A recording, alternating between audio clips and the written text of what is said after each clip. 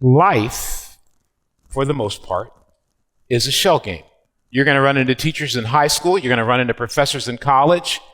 You're going to run into lots of people who, whether they're on YouTube or in a TED Talk, believe they've got it all figured out. And for the most part, it's not going to include Christianity. That's the life. Twitter is not a place where you go and it's welcoming of Christianity. Facebook is not a place you go and it's welcoming of Christianity. And universities are not a place you go and they're welcoming of Christianity. For the most part, all universities have driven religion out as a major. I studied it. Most universities have gotten rid of it. They've pushed it under philosophy because there is a belief that has no place in public life. It's your private belief. Don't bring it in public. You can talk about the environment. You can talk about gender. You can talk about race, but you better not talk about God. Life is a shell game. And our challenge is to not be deceived. Do not be deceived. Choosing the light over the darkness. Now, here's the first and most difficult part about being deceived. When we think we're really smart, when we think we've got it all together, we are the most likely to be deceived because we cannot conceive of the idea that we could be fooled. Maybe you're like me, and in middle school, you like that little girl or that little guy. And I was completely convinced that this young lady I liked me. Now, never mind that we had never spoken. Never mind that I didn't even know where her locker was. But I was convinced because I'm me. I didn't see the black rim glasses. I didn't see the nerdy personality. When I looked in the mirror, I saw a fascinating young man, a young man worthy of love. When you look in the mirror, you see that too. And after I wrote my little note, which was 2 pages, and I got back her little note, which was 1 line, suddenly I realized I had been deceived. How do you identify it? Well, there's basically 4 forms of deception. Go check it out. Read your Bible and figure out if maybe I'm wrong. Go read your Bible and figure it out. If I'm wrong, it's probably because I haven't gone far enough. The forms of deception we face today: empty arguments, hollow philosophies, indulgent emotions, and hardening sins. This is going to be quick because you can figure this out without my help.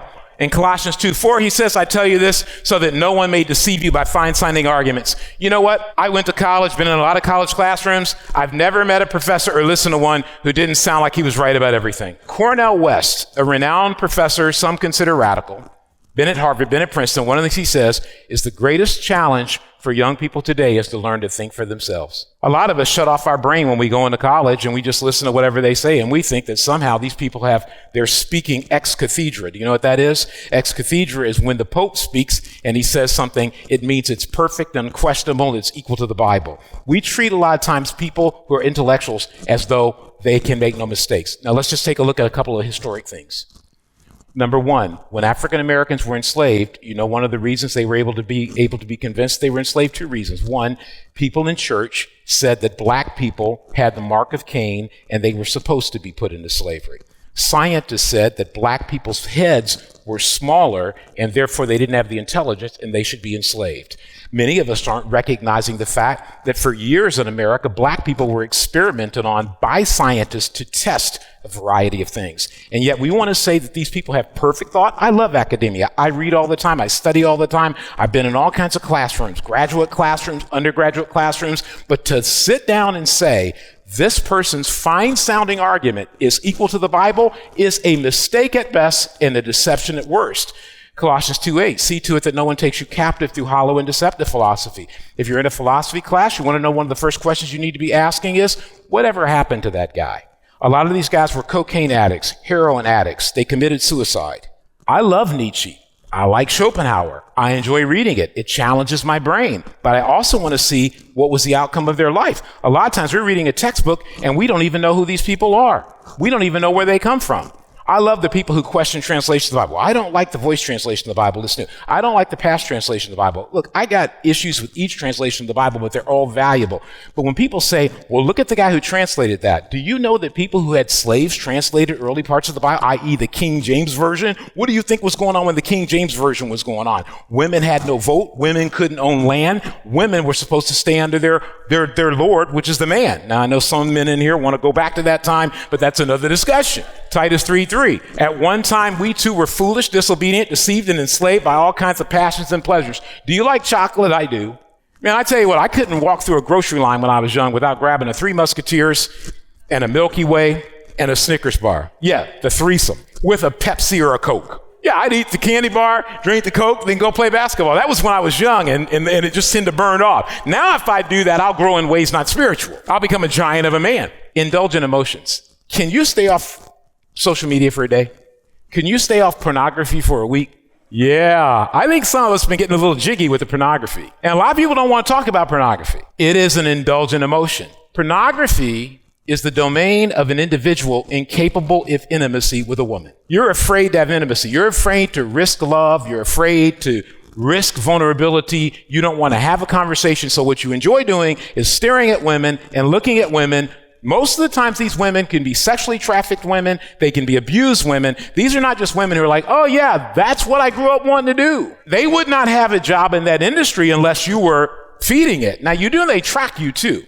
You should study this out. Pornography sites track you across every place you go. Why do you think guys who look at child pornography get caught? Because the child pornography sites track you. That means the FBI can track you. A lot of us don't even take it seriously, and we wonder, why can't I build a relationship with a girl? Well, with that fascinating stuff in your head, I mean, when I was a kid, we were fortunate. We just had magazines, not living, breathing stuff that stays in your head. You can be deceived and enslaved by all kinds of stuff. How about bitterness? That's an emotion that you can indulge in. Hatred. Why do you think flight attendants are getting slapped and punched on flights? Because someone's indulging in their emotion. Hardening sins. You must warn each other every day so that none of you will be deceived by sin and hardened against God. Why do we need relationships? You know, when you're in sports, you train with somebody else. You play with somebody else because you need your teammates to help push you. Now, one of the things, there's an article in the Atlantic magazine. I meant to put a post up for it, but it's called, Why is Everybody Acting So Weird? We've gotten distant from each other. And with that distance, we don't want to talk. And you know what? I've had it happen to me as a Christian more than once.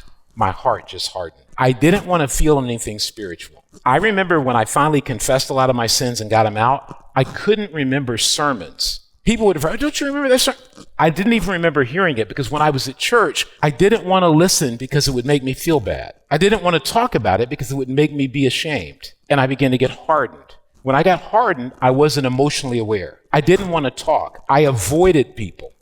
Have you ever done that? Avoid somebody? I would avoid. I'd see certain people that were a little bit more courageous that might talk to me and say, hey, Russ, how's it going? And I'd see them and I'd be like, let me go around this way. You ever do that? 4 forms of deception. That's the lies.